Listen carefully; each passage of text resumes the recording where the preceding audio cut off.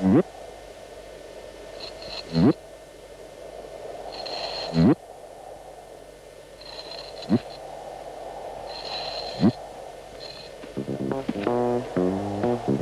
héros vient de naître, l'enfant terrible.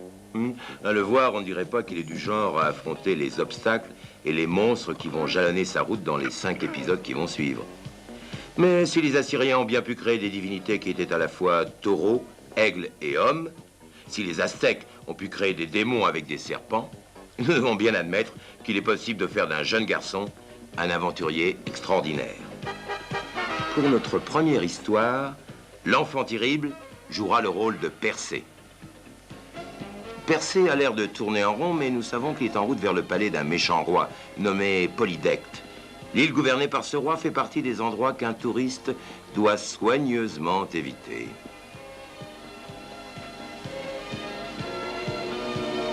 Oui, mais il ne parviendra jamais au palais s'il ne regarde pas où il marche. Le roi Polydecte s'est entiché de la mère de Persée, mais il voudrait écarter le jeune garçon. Il a donc conçu un plan à cet effet. Il envoie Persée en mission. La mission? Trouver Méduse, dont la chevelure est remplie de serpents, et la décapiter. Et le seul ennui, c'est qu'avec Méduse, elle a pour habitude de transformer en statue de pierre tous ceux qui la regardent.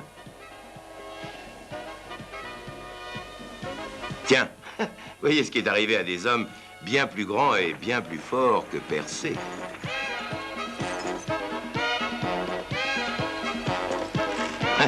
Voilà un roc qui ne vous donne pas spécialement envie de danser.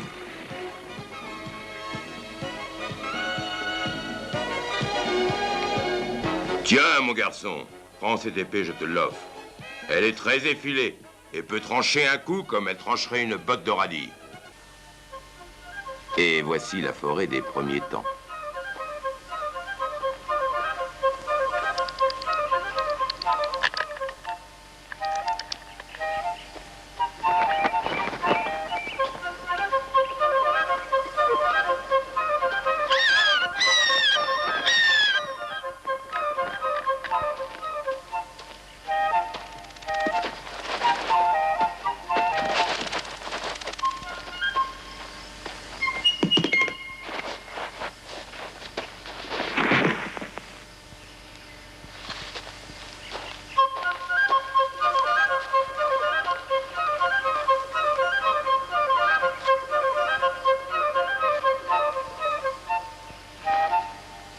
Ceux qui connaissent Actéon sont prêts à parier que ce lièvre finira en civet pour le dîner de ce soir.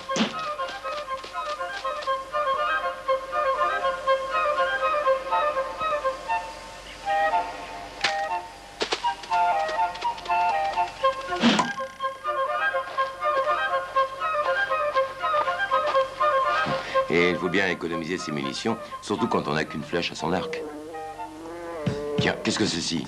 Un taureau? Un dragon à cornes? Ah non, c'est un sanglier. Une tornade de sangliers.